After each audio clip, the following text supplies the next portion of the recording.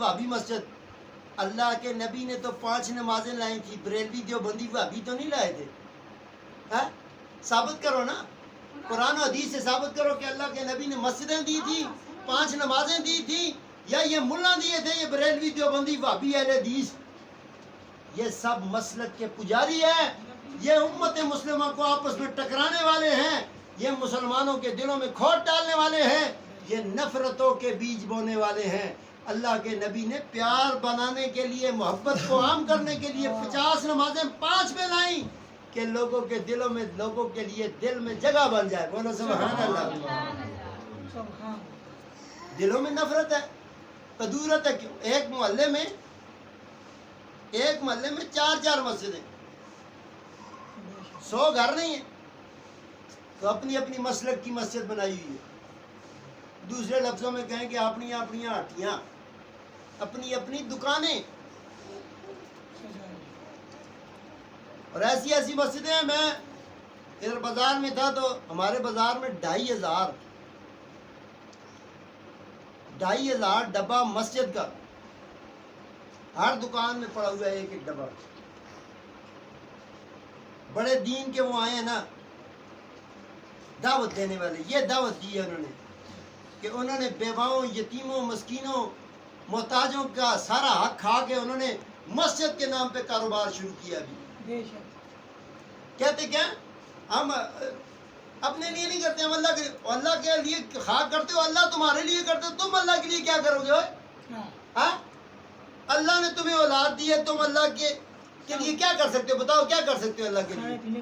تمہیں زندگی دی ہے، تمہیں سانس دی ہے، تجھے پانی دی ہے، تجھے عزت دی ہے، تیری عزتوں کے پردے سنبھالے ہیں اللہ تعالیٰ نے. تو اللہ کے لیے کیا کرے گا؟ پیسے اکٹھے کرے گا؟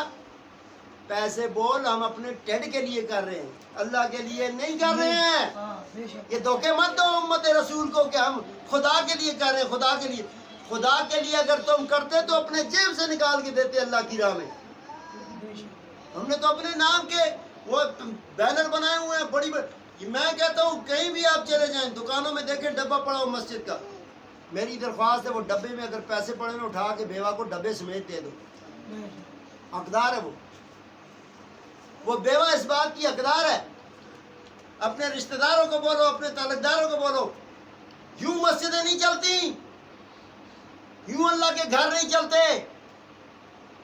اور تنخواہیں کتنی ہیں؟ عموماً بعض جگہ پہ پوسٹیں لگی ہوتی ہیں. اس دن بھی ایک جگہ فیس بک کے اوپر پوسٹ لگی ہوئی تھی، اور جی مولوی صاحب کی تنخواہ 8,000 ہے، اس کو زیادہ ہونا چاہیے.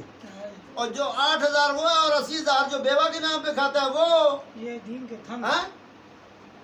80,000 جو بیوہ کے نام پر چندہ اکٹھا ہوتا ہے وہ بھی تو مولوی صاحب کھا رہا ہے.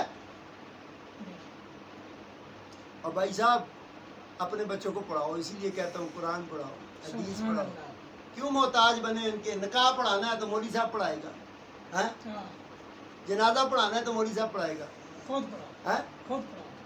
یہ جن لوگوں کو بات کرنی نہیں آتی، بعض اوقات دیکھیں ممبر پہ جاتے ہیں اعلان کرنے کے لیے فلاں فوت ہو گئے، کتنا پیارا اعلان کرتے ہیں.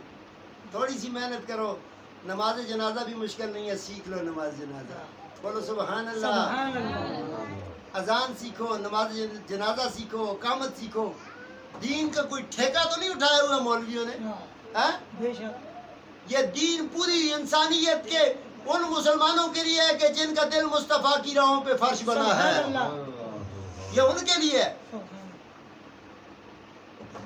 اس لیے میرا تو کھلا اعلان ہے، نہ میں بریلوی ہوں، نہ میں وہابی ہوں، نہ میں اہل حدیث ہوں، نہ میں شیعہ ہوں. اللہ مجھے پہلے انسان بنائے اور پھر مسلمان دنیا سے لے جائے. پہلی چیز انسانیت ہے. یہ فرقے، یہ سب کچھ، یہ تو ٹوپی ڈرامہ ہے، یہ تو ایک بزنس ہے، کاروبار ہے، ون مین شو ہے. ایک بندہ سامنے آ جاتا ہے، فلاں مولانا صاحب فلانے فلانے فلانے فلانے فرماتے ہیں.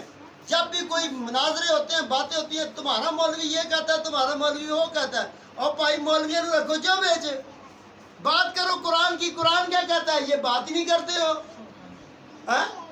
جب بھی مناظرے ہوتے ہیں اٹھا کے ذرا یوٹیوب کے اوپر مناظروں کو دیکھیں نا، کیا پڑے ہوئے ہیں. تمہارے مسلک کا مولوی یہ کہتا ہے، تمہارے مسلک کا مولوی یہ کہتا ہے. مولوی کی اوقات کیا ہے قرآن کے مقابلے میں؟ مولوی کا مرتبہ کیا ہے قرآن کے مقابلے میں؟ جب مولوی کی فکریں لے کے آؤ گے، مولوی کا مقصد اور مدعا لے کے آؤ گے تو پھر دلوں میں نفرتیں تو پیدا ہوں گی بھائی صاحب.